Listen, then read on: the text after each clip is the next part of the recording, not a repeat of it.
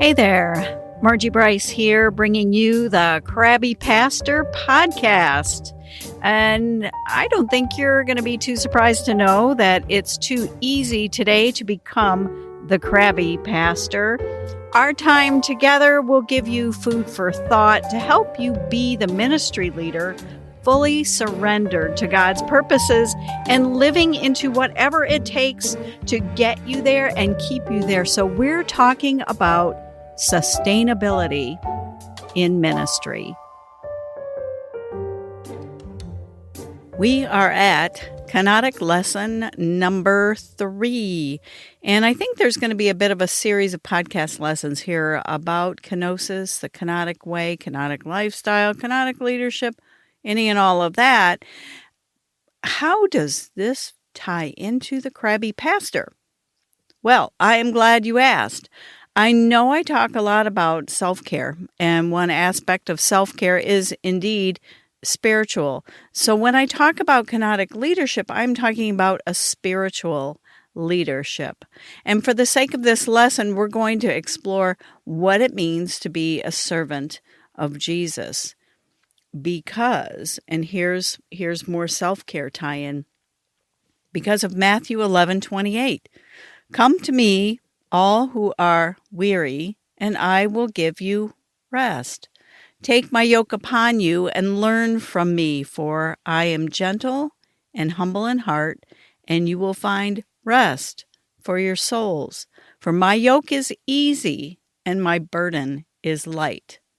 And who doesn't want some of that? I know. That sounds good to me too, let me tell you. But one caveat before I really get rolling here, and I don't think I've said this here before, self-care is not a denominational issue. Self-care is a spiritual issue, a deeply spiritual issue. So please share this podcast with your ministry leadership friends, regardless of denomination, regardless of whether they're ordained, because I view a ministry leader as anyone to whom God has given spiritual responsibility over another or others in some cases. Or even, you might want to share it even with those who you think God might be calling into ministry leadership, or potentially someone that you are hoping to draw into leadership. So today I want to talk a bit about Paul, the extraordinary church planter guy. And in this case, we're going to talk about the book of Philippians. So Paul is writing from jail to his beloved church plant in Philippi. So, this is not like today where we fire off an email or a text. He's in jail. He can't run to Walmart for those lovely yellow legal pads that we all love so much. Well, some of us. An envelope, a stamp. Anyway, he can't do any of that. So from that, though, we know that if Paul is taking the time to write, especially from jail, that he wants to deliver this message, and the message bore some weight on his heart. So we're going to dig in at that. At that moment, though, with Paul in jail, in chains, he certainly is lacking a bit of personal status here. And this is Paul, who was a Roman citizen, and that carried some status in the culture. And at one point, he was a high-ranking Jewish leader. Again, status, rank, power, all of that. They got the best places at the potlucks, But the culture would now look at his status quite differently, right? So he decides he's going to write this letter, and he's tooling along through, here he says, I've got chapter 1 done. Well, he didn't say that because, the numbers and the chapters and everything came later. But anyway, he's written an introduction, and he's through chapter 1, and then he gets through to chapter 2, and he starts there. And then all of a sudden, this song, this chorus appears, and the Spirit of God says, put that there. So he does that. And it's one of those songs or choruses, however you want to say that tells the gospel all together, like in Christ alone. I realize that's probably a dated chorus kind of song, but that song details how Christ set aside station, rank, and power to be filled with the purposes of God in the same way that a servant, which is the Greek word doulos, and I may have mispronounced that, but we're moving along anyway. In the same way, a servant is loyal and obedient to their master in all ways. So, one question you might want to ask is, besides the Spirit of God, what prompted Paul to go, I know, let's put this chorus here in this letter? And we'll get some glimmers from what Paul is saying earlier in the letter for that. Because in chapter 1, he mentions a few little dynamics going on. First off, he mentions other people preaching Christ, and actually, in some cases, their goal was to increase Paul's punishment. Lovely. Some commentaries say this was not only to increase Paul's punishment, but that they were actual rivals who were envious and who sought their own kind of advancement as a gospel teller. They want to be on top, right? Verse 17, the rivals preach Christ out of selfish ambition, a climbing over others so that you can be the one at the top, which sounds a lot like competition to me. And the reason we can easily identify competition is that it is just absolutely replete in our culture today. It's part of our DNA in some levels. So anyway, Paul goes on and he offers these rivals some grace in his letter. Pretty amazing. However, this seemingly momentary embrace of insincere motives for preaching Christ, is actually mentioned in the letter to instruct the believers at Philippi. I mean, why mention it? Why bring it up? Paul, though, is urging them to conduct themselves in a manner worthy of the gospel. Verse 27, chapter 1. And now, rolling into chapter 2, he asks the believers at Philippi to make his joy complete. Have a unity that does not encompass people climbing over one another for rank, station, or power. So yeah, don't do that. Value others above yourself. So obviously Paul had gotten some kind of word that there was stuff going down at Philippi, something of a partisan nature, causing people, to take sides. And it was between two congregants, who knew that happened like ever. But certainly today we know about partisan issues, do we not? Anybody who had to deal with masks or politics or even power grab. And yes, those happen even within faith communities. Oh my. Hey, Margie Bryce here, and I have something free for you.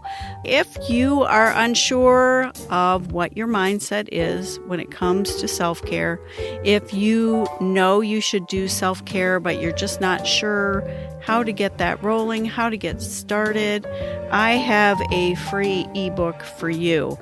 And it is about radical self-care, and it will get you started thinking about it, and has lots of helpful information. Actually, what it is more than anything else is a journal style kind of piece that will help you work through the process of self-evaluation so you get a sense of where you are with self-care.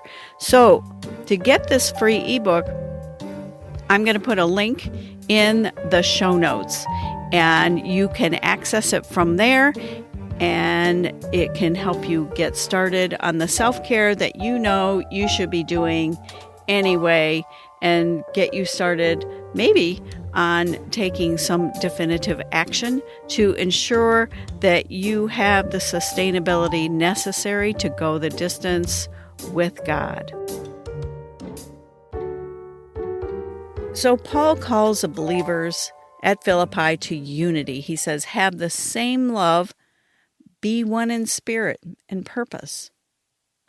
And then comes the second time that Paul mentions selfish ambition, verses 2 and 3. And here Paul contrasts two modes of being that inform kenosis, actually. One is a call to walk in humility in kenosis and see others as more important than you.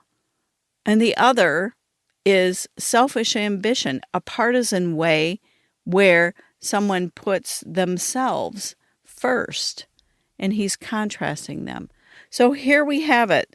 There are indeed those who promote self and have selfish ambition within their own service of the gospel. That's chapter 1. And then from within a faith community. Imagine that. And I'm using a bit of Pauline, I don't know if it's sarcasm, but where he asks those little pointed questions that make those kind of remarks, like it's somebody in the back of the room hollering something out. Anyway, Paul instructs those in Philippi to not act in a way that promotes yourself above other people. Imagine that. I mean, we're going back to the selfish ambition term in Philippians 1:17 and Philippians 2:3 if you're into the Greek, and I'm going to mispronounce this one for sure, erythria. Anyway, it's a Greek word that's tied to like electioneering and campaigning and political aspiration, which we know anytime there's politics mentioned, it has to do with power and the power grab. This is kind of a divisive word, meaning you distinguish and promote yourself above someone else.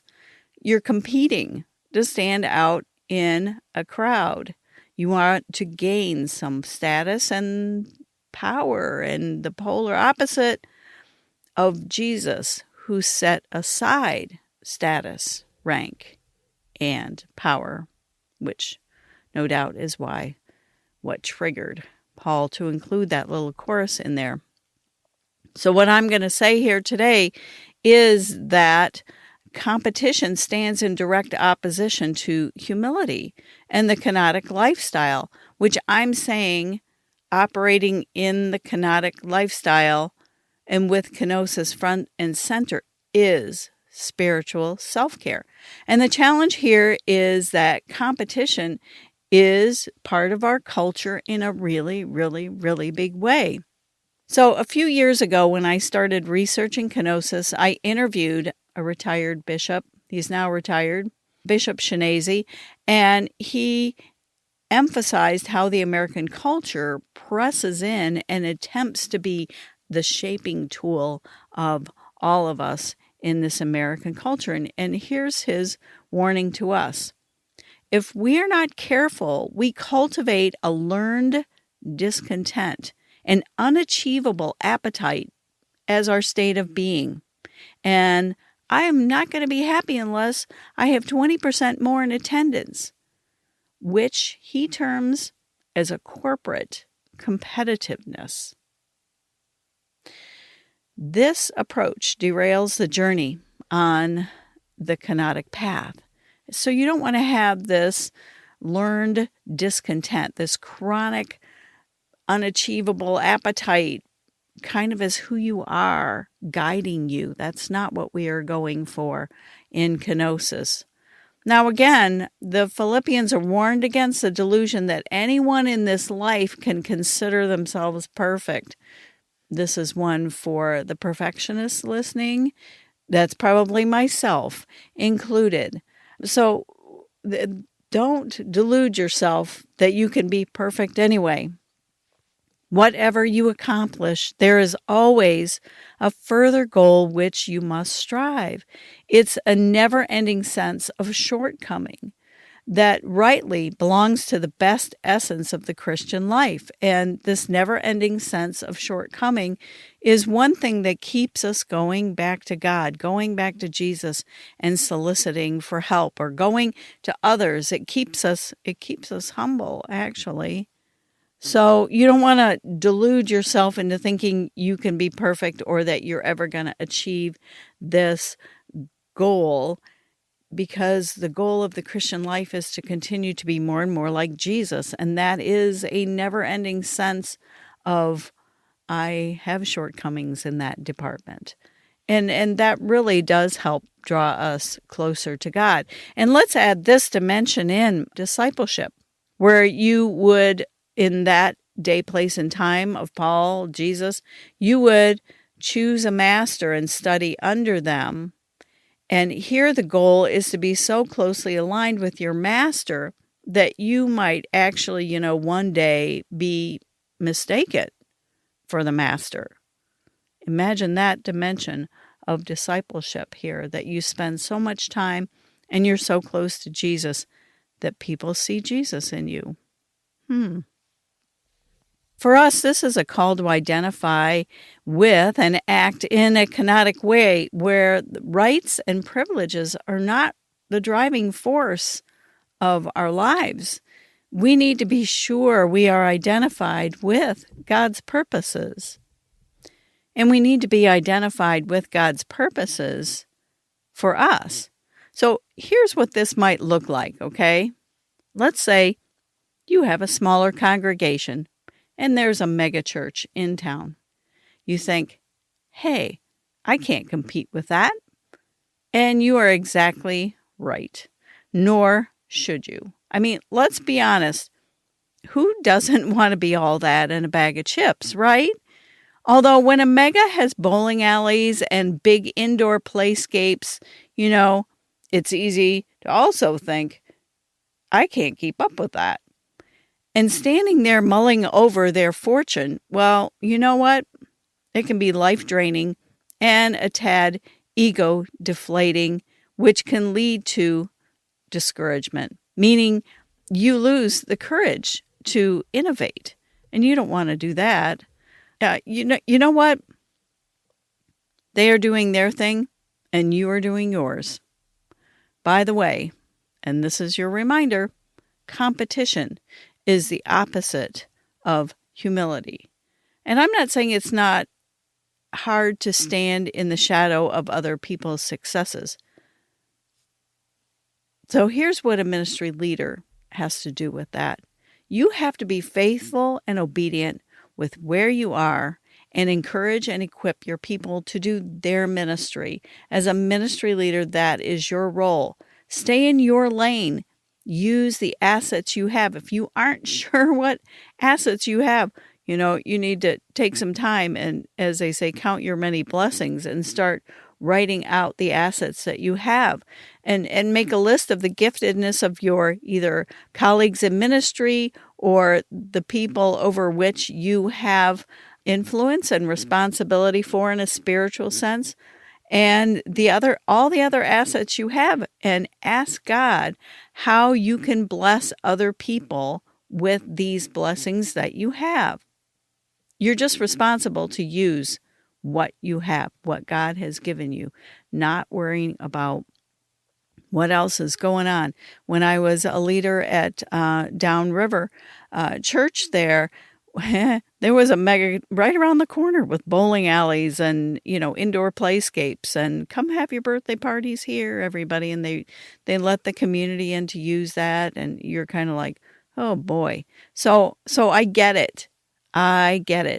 But at the end of the day, you're only responsible to use what you have been given. Aspiring to be someone else is a form of covetousness, and you don't want to head down there. That will make you crabby. That will make you crabby. I'm working with a church right now to help them discover the needs in their community and assess how well those needs are being met by other nonprofits, including churches, and to prayerfully find their own niche.